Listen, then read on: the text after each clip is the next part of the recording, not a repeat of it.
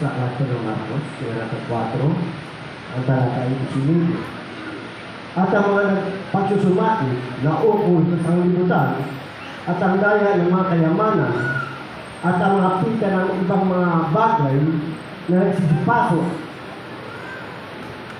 ang nagsisinis sa salita at ito'y magiging walang bunga. Palakpakan natin ang ating mahal na Panginoon. Everybody shout praise the Lord. At sabi dito mga minamahal, nagsisiinis sa salita. At ito'y nagiging walang bunga. Amen. Choke the word and it becometh unfruitful. Walang bunga mga minamahal. Ito ang pumipigil sa presensya ng ating mahal na Panginoon. Pumipigil sa pagpapala ng ating mahal na Panginoon. You need to remove mga minamahal those weeds. Yang masasamang damo sa iyong puso. Amen. Alisin mo ang galit.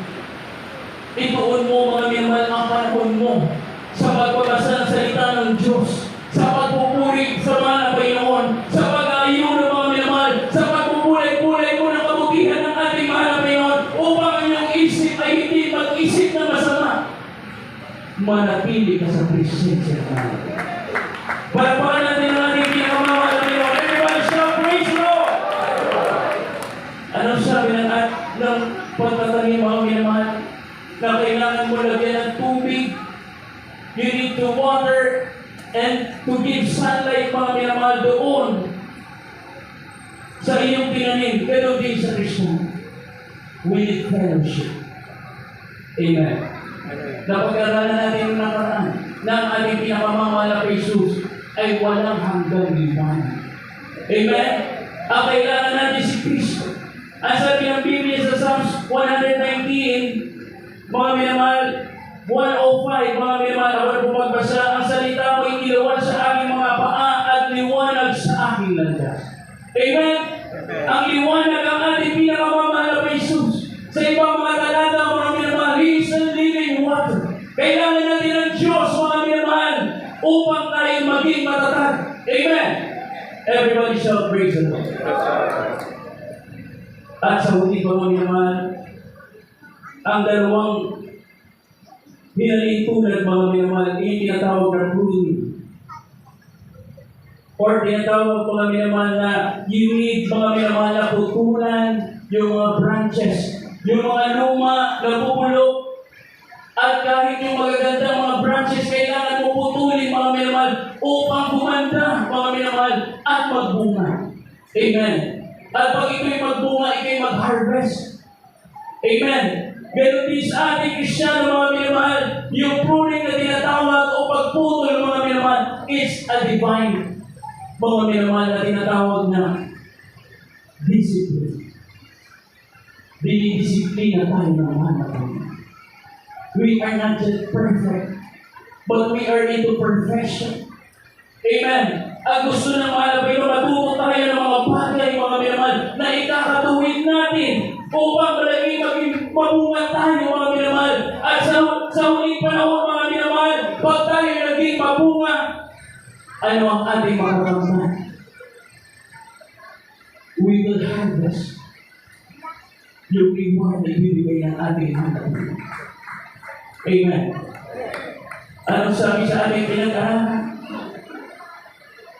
Noong mga nakaraan, na ang putong ng buhay ay ibibigay sa inyo ng mahal na Panginoon. Enough na yung buhay na walang hanggan. Subalit, marami pang reward ang ating mahal na Panginoon para sa atin. Amen. Ang kailangan natin mga minamahal, hindi mawala ang pagiging malapit natin sa ating mahal na Panginoon. We must cultivate mga minamahal our closeness to God. Manatili tayo mga minamahal, palalimin natin.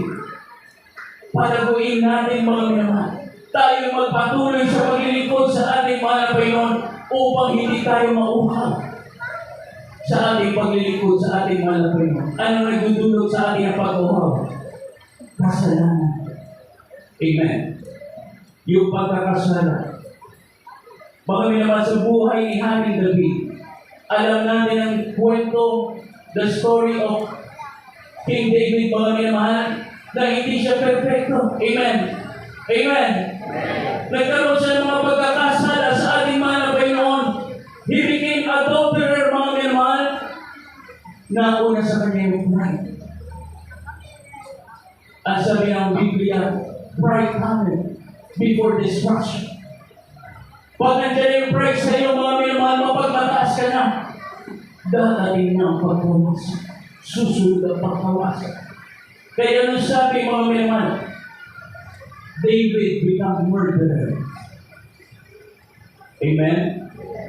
After niya maging adulterer, yung asawa mismo may mga minamahal ni Bathsheba, siya mismo ang nagpapatay. Amen? That's because of God. Kaya mga minamahal, sa kanyang nararamdaman na pagtalikod niya sa ating pinakamamahal na po Jesus, marami siyang pagkukulang pagkakasala sa ating pinakamamahal na Panginoon. Subalit mga minamahal, nung mapagtanto niya na siya ay malayo na sa ating pinakamamahal na Jesus, naramdaman niya sa kanyang sarili na mahirap pala malayo sa mahal na Panginoon. Mahirap pala malayo ka sa presensya ng Diyos, mga minamahal. Pag bumalik ka doon sa iyong kasalanan, pinagbigyan mo ang iyong kasalanan, mararamdaman mo, hirap pa parang hindi ka nakarapat-dapat sa harap ng mga kapatid.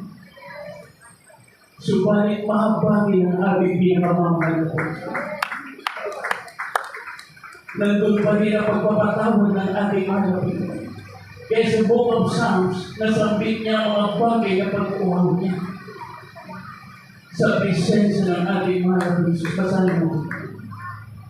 Psalm chapter 42, verse 1 to 3. Sunod po yung Psalm chapter 51, verse 1 to 11. Dito po sa aklat ng mga awit, kapitulo 42, at talata po 1 hanggang 3, ito ba ang sinasabi? Kung paano humihingal ang usal sa pagkauhaw sa tubig ng mga batis, gayon humihingal ang aking kaluluwa sa pagkasabik sa iyo, O Diyos. Kinauhawan ng aking kaluluwa ang Diyos, ang buhay na Diyos. Kailanman ako paririto at harap sa Diyos. Ang aking mga luha ay naging aking pagkain, araw at gabi. Habang kanilang sinasabing lagi sa akin, saan nandoon ang iyong Diyos? Ito sa tulad ng mga awit, kalatang 51, kalatang 10 at 11.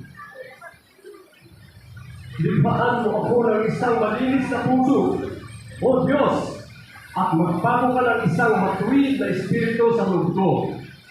Huwag mo akong palisin sa iyong harapan, at huwag mo bawiin ang iyong santong espiritu sa amin. Malakas na balakpak para sa ating mga kapatid. Everybody shout praise the Lord. Ito ang kanyang panalangin. Ito kanyang awit papuri sa ating pinakamamahal na Kristo. Anong sabi ni Aling David, mga minamahal, na siya'y humihingal, mga minamahal, kagaya ng usa, sa pag-uhaw sa tubig na mga batis. Gayon hinihingal ang aking kaluluwa sa pagkasabik sa iyo, O Diyos. Sa kanyang pagkakasala sa mahal na Panginoon, nakita ng ating dakilang Diyos, mga minamahal, yung sincere repentance ni Hari David, mga minamahal, na hindi pala niya kaya ang wala ang ating mahal na Panginoon. Kaya ano sabi niya, likhaan mo ako ng isang malinis na puso, create in me a clean heart, O God, and renew a right spirit within me.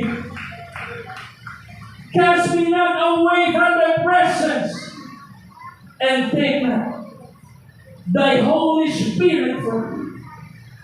Huwag mong bawiin ang iyong Santong Espiritu sa akin, mahal na Panginoon.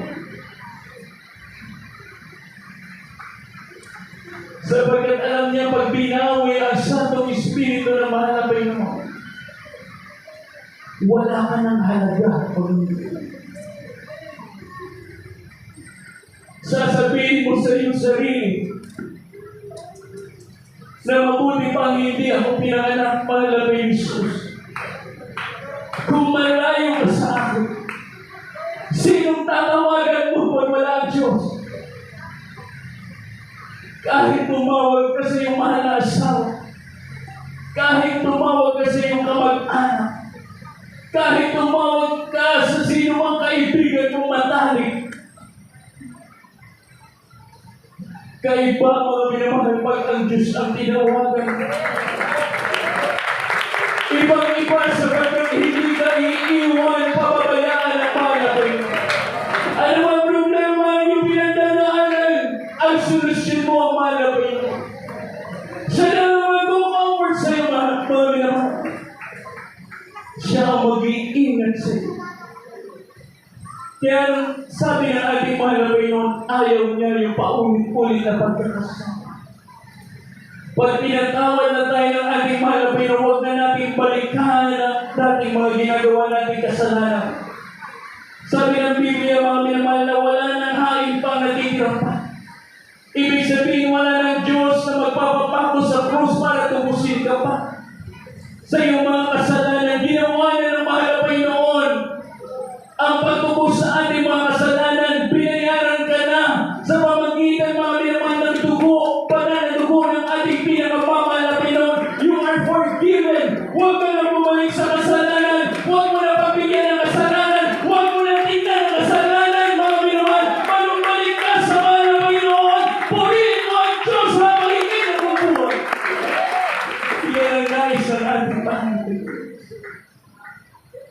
Dahil sa mga bagay na yan, hindi lalayo sa iyo, mahal na Panginoon.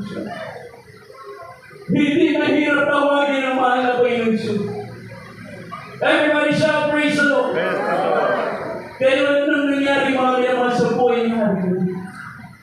Ang sabi sa Biblia sa mga ulitan natin, siya'y namatay ng may nangyari.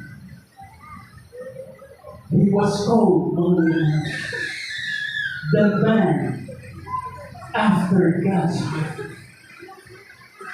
Siya mga minamahal ang tao na pinalalanan na malapit sa puso ng Diyos.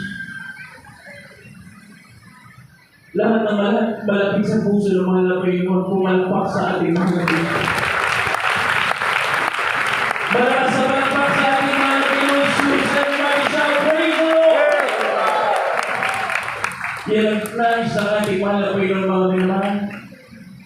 Maging malapit tayo sa ating mahal na Panginoon habang naganda mga awit manunod ito.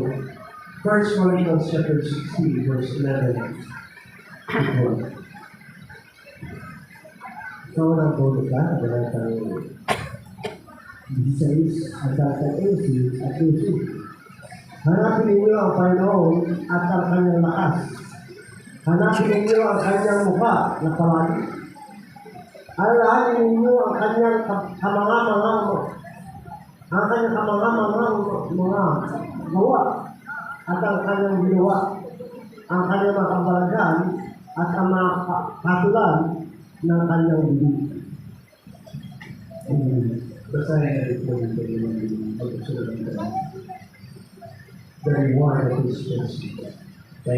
Psalms chapter 62 verse 9. Po sa aklat ng mga awit, Balatang 63, talata 7.